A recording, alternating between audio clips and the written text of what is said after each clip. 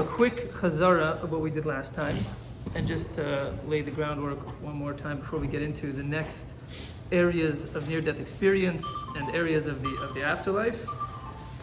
And that is that we mentioned that the phenomenon known as near-death experiences is obviously designed and orchestrated by Hashem. And it's something that was given to this generation in order to balance the scales of free choice so that we have a glimpse into the afterlife, which again was only granted, and as we'll see probably tonight's year more clearly, to Nevi. Really the experience of a near-death experience of being in the next world and living a spiritual reality without being hindered by the guf, by the body, is what the experience of prophecy once was. And we'll see sources that speak about prophecy, and we'll line them up with how people describe their experiences, and you'll see how accurately they align. But it's Hashem giving us a glimpse into prophecy. Now, interesting, just to throw it out there, it's very interesting that we know as we get closer to Mashiach, there will be a time when prophecy is brought back into the world. So it could be that we're feeling the vibrations of prophecy already in these generations, that as we get closer to that time, so prophecy starts to sneak its way back into reality, and one way that manifests itself will be in near-death experiences. So we mentioned that in terms of the near-death experiences we're going to look at, and tonight we'll see 3 different videos, so I'm going to have to leave extra time for the video watching. But in these near-death experiences, we tried to pick specific near-death experiences that were either, the stories certainly were verified, or that they were verified by Dr. Moody or one of the other doctors that specializes in these areas as being an accurate near-death experience. So those are the videos and the excerpts that you'll see on your sheet that we'll discuss tonight. Tonight, we're really going to try to focus on 2 phenomena out of the entire, meaning there's probably 4 or 5 more that we'll discuss over the next shiurim, but 2 phenomena that are really experiences of the neshama that are actually experiences that you can experience also in the guf, but that are felt differently when a person is in the spiritual world. So it's something that we'll be able to relate to, unlike, for example, last shiur where we discussed Ziv HaShechina, people being in the presence of Hashem, or in the presence of His glory or His ziv, right, whatever that means, His glow. So that's something we can't really relate to, but we saw just how accurately the Torah sources aligned with what people describe having experienced. So tonight it's going to be really things that we actually do experience in this world, but trying to understand them on a deeper level for how they can also be experienced by the neshama in the next world. And anyone that was here for the series of removing the mask will have an easier time kind of grasping how this works, because that series was all about how this world is really just a mask or a manifestation of a spiritual reality. And now we're really going to discuss what it's like to be in that spiritual reality, what it feels like, and how it's different from this world. And we'll understand a lot of things that Chazal say and things that you'll read in the Gemara. Once we go through this series, which is only 1 or 2 more shiurim, when you learn Torah and you come across these concepts, they'll make a lot more sense. The Mekubalim that delve into these matters, so through meditation, a person can achieve a similar experience to what we're going to describe tonight. Not that and I know how to meditate, or most people, but there are Kabbalistic meditations called Yichudim, where Mekubalim can experience a certain taste of these things, and when they read sources like this, they understand them on the experiential level. They know what it feels like to actually be in these places. So let's just look at, we're going to go, I think, we'll go in order. Okay, so the first one is part C. We did A and B last time, so now we're up to part C, which is the experience of communication in the spiritual world. Okay, so just before we see the source inside of how it's different, but what is dibur, communication? So communication, and those who were here in the Removing the Mask, we discussed it at length, but communication is that a person really has thoughts that he would like to communicate to another person. There's no reason to package them into words. In fact, if a person wants to express emotions, so the words very often won't capture what he's trying to communicate. So words actually will get in the way. But really a person wants to communicate his thoughts to another individual. So unfortunately Hashem doesn't give us telepathic powers, so we have to package the thoughts. So the way we described it in the previous year was the way that a person has to compress a file in order to deliver it to to another computer, to send it by email. It's too big. So when a person has a thought, so the information is expansive. It can change on a whim. It can include an infinite amount of information. Thoughts can constantly grow and expand and morph. When you have to speak, so you are able to bring it outside of yourself and send it over to another person, but at the same time you have to package it. You have to choose exactly what you're going to say. You have to pick the words, the letters, the syllables, the sentences, whatever you choose. You have to package it, and then you send it from your brain through your throat and your tongue, and you use your mouth to break up the words. You send them over like a compressed file. The other person, they go into the person's ear, which really then he downloads them into his brain, and then he unpackages them. And very often there might be miscommunication because, again, you're trying to convey ideas or thoughts or feelings, but you're packaging them into words. So it really depends how the person unzips the file. If he unzips it correctly, so then, okay, then you'll have a loyal transfer of information. But if he doesn't understand what you're trying to convey, so there can be misrepresentation. So when it comes to nevuah and to prophecy and to spiritual communication, that broken telephone doesn't exist. There's no 3-step process where you have to take a thought, package it, deliver it, unpackage it, think about it, and understand it. You're just an neshama. There's no more mouth, there's no more throat. There's no packaging necessary. Because when you're in an infinite reality, which is spiritual, you're not limited by physicality, which again, physicality always limits, whether in space or time, it will limit. So when you're in a spiritual reality, you're not limited by any of that. So an idea can just flow into another person. And you don't need to go through this whole packaging process. So not only does this exist in the spiritual world, but the Baal HaTanya says this is how tefillah works. So he says, how does it work when you daven? So very often, it's mentioned in the Gemara that angels can carry a person's tefillah to Hashem. Sometimes they'll carry it and the gates are open, sometimes the gates are closed. So why do you need an angel to carry your tefillah? So the Baal HaTanya explains, and this is in source number 9, well, these sources are way out of order, but number 9, Kihine, Hamalachim ma'alim hatfilos lefi shedibur ha'adam hu gashmi. So you need an angel to carry your tefillah up to the spiritual worlds, because when you daven, you use physical speech, and that's gashmi. We don't think of words as gashmi, like physical objects. But relative to spirituality, they are physical. Words are physical, they're limited. The hamalachim heim ruchanim. Okay, and angels are spiritual beings. Shahadibur shalahem hu kumo machshava shalanu. Their speech is like our thought, like we just explained. That you can deliver it immediately, it's not limited, it's free-flowing, it's clear, and there's no miscommunications. V'al yedei hamalach hamekabel hatfila, and through the angel that carries and receives the tefillah, mezachechet hatfila gashmius l'ruchanius al yedei hamalachahu. So an angel actually converts your tefillah into spiritual communication. It converts your words, which are physical, into thoughts which are spiritual. Your words can't go up to the higher worlds. They're too gashmi, they're too limited, they're too physical. So the angel is like a converter, it's like Google Translate. Google Translate for physical words into spiritual concepts. And then he can carry your tefillah to the spiritual world. Okay. So that's the concept that we see in the Torah. Now, let's go down to the bottom where it says spiritual communication. So let's see if we can experience this phenomenon in near-death experiences. So here's an NDE due to internal bleeding from an ectopic pregnancy. Okay, so this is a woman. I never wanted to leave. I was in the presence of God. I didn't see him, but he was in the light and spoke to me telepathically. I felt overflowing love of God. So we experienced already last time, we discussed that being in the presence of God, there's only one word that is the common thread throughout everyone's experience, is love. Very often, unconditional love. So the experience is love. When God communicates with individuals, and we'll see many more, but when God communicates with individuals, you're not in the physical world. And they always have a hard time explaining it. They say, he spoke to me. And then they always, people who describe their near-death experiences, they always catch themselves and they say, but you have to understand, it wasn't like he spoke to me like I'm speaking to you. He communicated with me.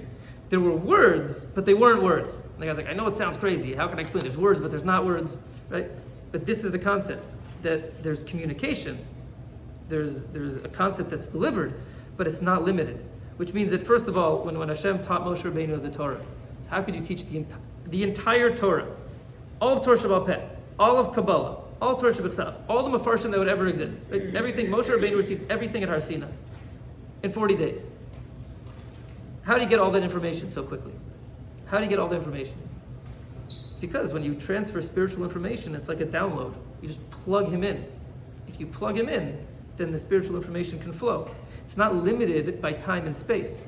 It's not one concept, then another day that he has to build on concepts. He can just deliver it all at once. And we'll see this in the videos, how people experience this. Okay, next near-death experience. Okay, this one has a story behind it. If you have to turn to the other page, see the story. Okay, Michael S. was driving home from the dentist. Michelle S. was driving home from the dentist when she crossed a railroad track and plowed into a passing train. She reached protectively for her 9-year-old daughter at the same time that she slammed face first into the steering wheel of her car.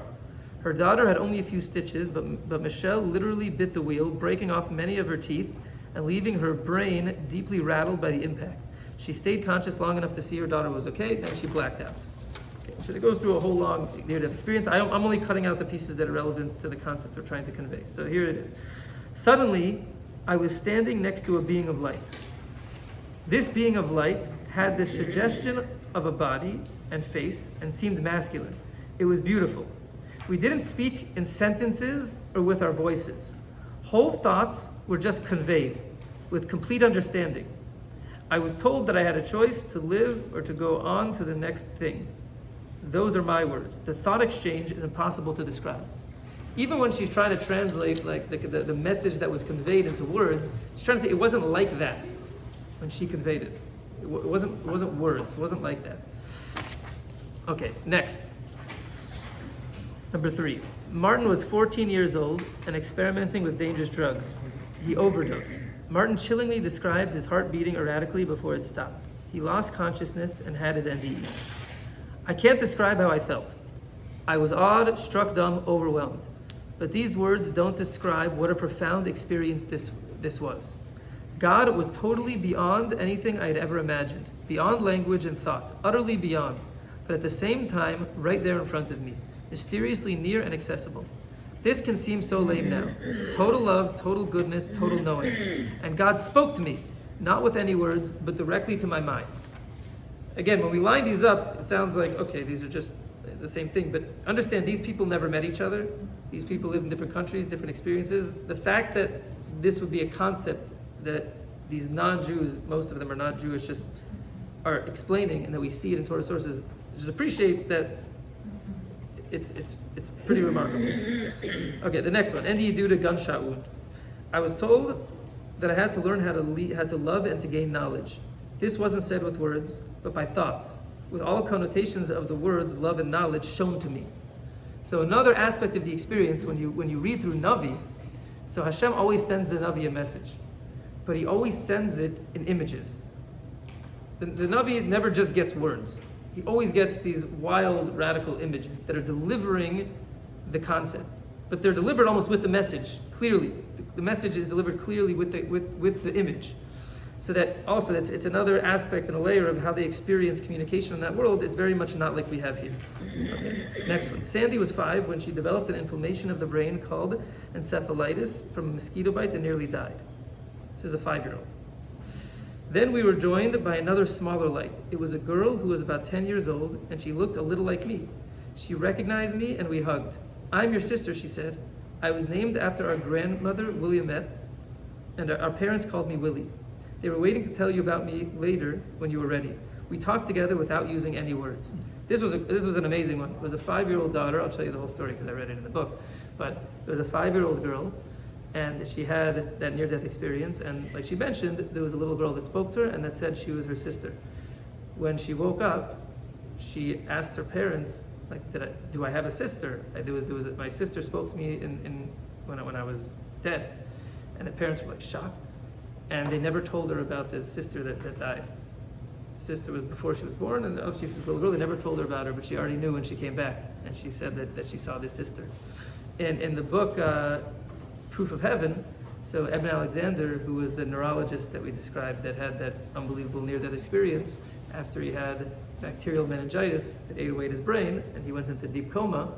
So his entire near-death experience, he was guided by this pretty girl that was riding on a butterfly. Very weird experience, but he saw many different worlds, and he describes all the different layers of worlds that he went to. But this was his guide, and she was constantly telling him, don't worry, you're loved, you're going to be okay. And at the end of his experience, after he recovered and he wrote his book, so he was always wondering who that girl was. Just never knew, like, why. So eventually, when his parents passed away, he went through their pictures, and he saw that there was a girl with his parents. He was adopted, his biological parents. They passed away, so he got these photos that he'd never seen before. And he asked other family members who she was. It was also his sister that had passed away before he was born. And he said that was the girl. He recognized the girl in the picture, and he said that was the girl in the butterfly. And he asked who it was, and it was his sister. So these are not unique experiences in the fact that many near-death experiences, they see relatives. And very often it's relatives that they don't know. We'll see, I don't know if we'll see it tonight. These people have to necessarily be people that passed away already? Yes, there are always people that were passed away. I'll tell you there's one exception, but there's an Israeli person that we'll see in one of the videos that he saw a whole group of people and he knew all their names. It was like the shochet in his grandfather's town, and he saw the shoemaker in his grandfather's town. His grandfather was there, and all these old Yidden from the old country were there, and he knew all of their names. I guess his neshama had been a Gilgul, I don't know why he knew all of them. And when he came back, he described these people to the older members of his family, and they all said he was completely accurate, that these were actual people. And he said the names of the people, and they confirmed that these were real people. That was an Israeli. So the one exception of seeing someone who was not dead is by Eben Alexander. So when he was in his deep coma, he saw the images of his children that were alive, and he saw them, and he also saw a family friend that was what was she? She was like a mind reader, some spiritual woman guru that they knew. So when he came out of his coma, so he found out that his children and this woman had been davening, they'd been praying by his bedside when he was in the coma. And when they were praying, he saw the images of them praying, like he heard their tefillahs when he was there. So it's a very important thing that people think that when a loved one's in a coma and they go and they speak to them, and they don't know if they can actually hear them. So there's someone that was there in that coma that says that he saw the faces and he heard what they were saying, and he knows that they were there. So especially this other woman who he saw, she had never visited his bedside.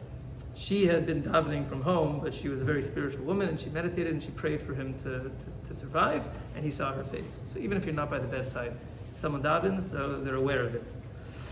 And you touched on it earlier, and so can you say again, what is the reason that Hashem will do this now? Why would he this? Yeah, so this is from the last year, but this is my theory, again.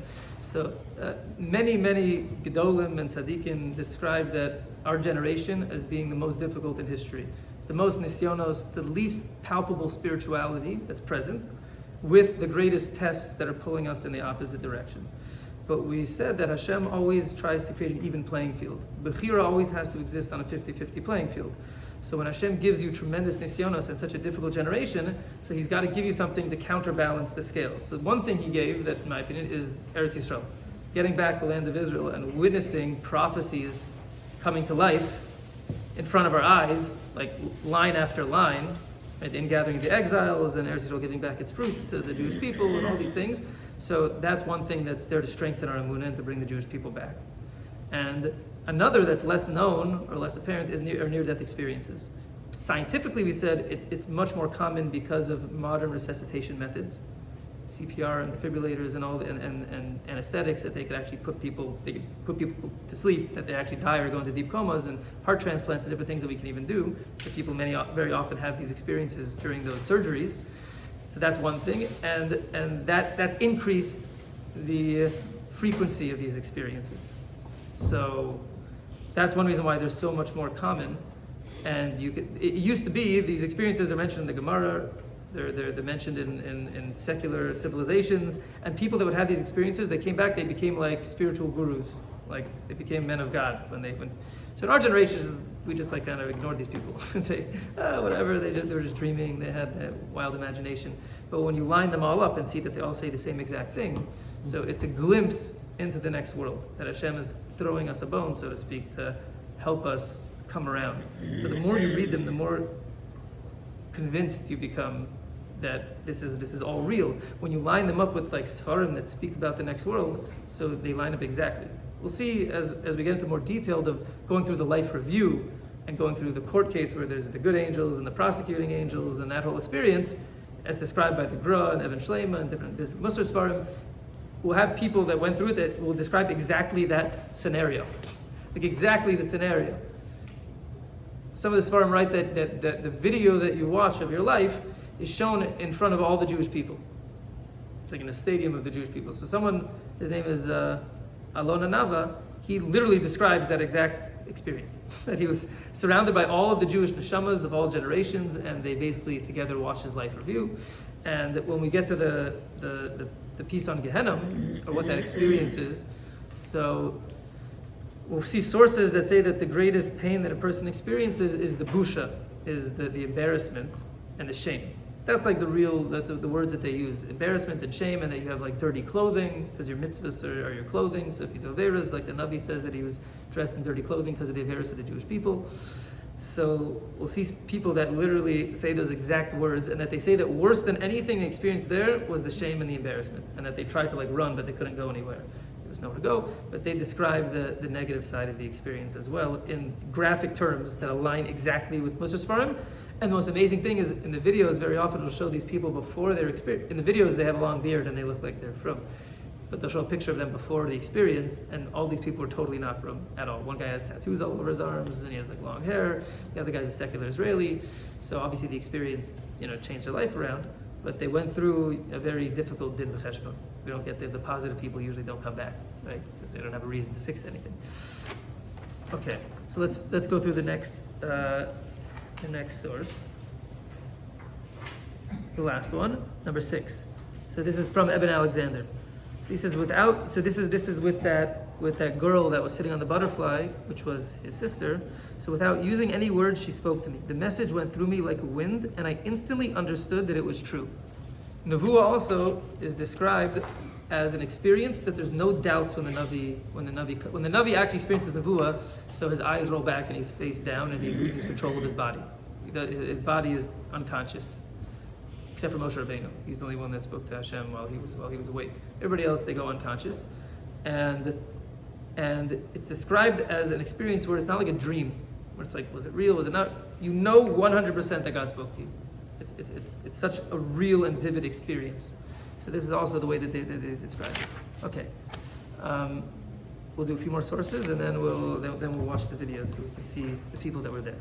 Okay, 14, 15, and 16 are really the Maharal discussing topics that are not directly related to this, but he's kind of giving over the same message in all of them. And that is, we mentioned in the past, that there's no concept of time in the spiritual world. Time only exists in this world. What do we mean by time? So in this world, all there is the present. The present is so infinitesimal that you can't even measure it. It's every nanosecond it moves forward. So the past is gone and the future has not yet been, and time is this little thin hair. That's all that exists. And you remember things that happened in the past, and they seem like they're gone.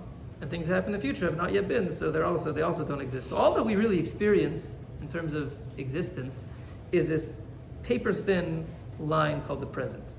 And everything else becomes a memory. So it's when you experience life like that, so we just assume that's life. So it's as rich as it could be. It's whatever it is in that tiny little moment, that's what life is. And it's linear. So again, every moment is just the next second, and that's all you can be, is that second. In the spiritual world, and it's hard for us to grasp this, but there's no past, future, and present. They all exist simultaneously. However, there is something called sequence. We know that neshamas, when you say Kaddish, so they only go to Gehenna for 11 months. So evidently, there's such a thing as time. There is some concept of time. Neshamas get to leave Gehenna on Shabbos. By Mincha time, they go back to Gehenna. but they get a break on Shabbos. So evidently there's some 7 day, there's some cycle that they experience. It's not that there's, so we'll see in these sources that there is something, and I can't explain how it works, but there's something called sequence in the spiritual world. Meaning things obviously have to happen in order. It can't just all happen simultaneously, or you couldn't really describe It's not anything. linear. It's not linear like it is over here, right? Linear is only that's only to describe it to us. It's a way to describe it to us. That's what we relate to it that way. Yeah. It's like a Sefer Torah. Sefer Torah has 2 scrolls. So part of the parshas that you didn't read yet, they're on the left side, and the other parshas that you read already, you're winding them over to the right side all the time. So that's like the past, and the present is the lot that you're reading right now. Yeah, yeah. But when you have the whole entire Sefer Torah unrolled, if you can unroll the entire Sefer Torah, that all exists at once. Yeah, that's what it is. That's what it is. We also mentioned this when we spoke about in the previous year of Olam Haba, that instead of experiencing, I drew a picture, I don't have my pen here, but imagine a line that has different points on it, so you can only move forward 1 point at a time. Imagine time in the spiritual world, it moves forward, but instead of experiencing time while you're moving along the line actually goes with you. Every moment is carried into the next moment. So when they describe pleasure or pain or shame, whatever they're experiencing in the next world, they describe it as the most intense feeling you can ever imagine, because it's amplified. Imagine that a person was experiencing pain, but the previous moment of pain carries with it. So you're always going to the next degree of pain. You can never go down, because you're always carrying, if you're at level 60, so 61, you're carrying 60. 60 is still there. You're just experiencing 61, 62, and it's all moving with you. Same thing with pleasure. So when they describe their pain or their pleasure, they always say that it's like magnified 1,000,000 times what you can experience here. But not just quantitatively, qualitatively. It's something we can't really even relate to. So here, the Maharal just describes different things that he had difficulties with. And the first source, he's speaking about things that were created bein hashmashos on the 6th day of creation. In Pirkei Avos, it lists a bunch of things that were created bein hashmashos. He says, "Ula yikshe im kain ein shayich bo bria klal ki ein havaya rak bizman." If these things were created when there was no definite time, bein hashmashos is suffix day, suffix night, and these things were somewhat supernatural. So he says, how could Hashem have created them? They need to be created within a fixed time. Everything in creation needs to be placed into time. Hizeh ein kasha, because that's not a question. Im hayta habriya dvarim gashmiyim, kol havaya gashmiyim tzarich la zman bevada. If these were physical things, so of course they need to exist within time. Aval elu dvarim einim dvarim gashmiyim, but these things that Hashem created during twilight on the 6th day of creation were not physical things. Shetzarich aleim zman klal. They didn't need any time. Ki av shem dvarim gashmiyim ein ikar shalahem rak ma shehem bilti tivim.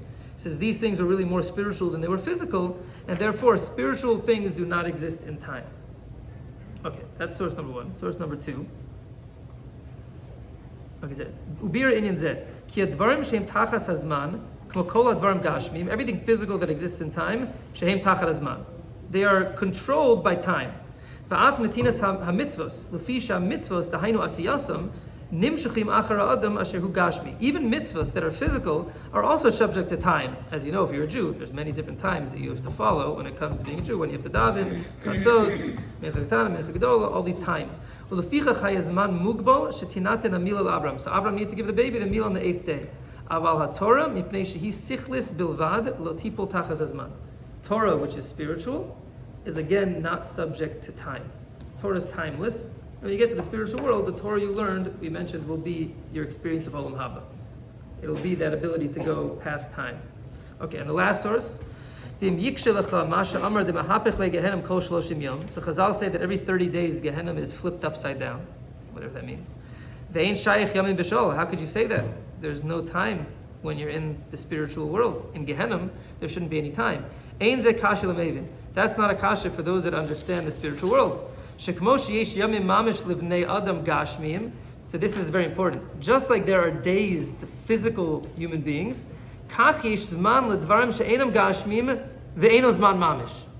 there's also a time to spiritual objects, but it's not time in the way that we experience it here. It's not physical time. Like we mentioned, it's sequence. It's not time. And that's in relation to things that are not physical. Okay.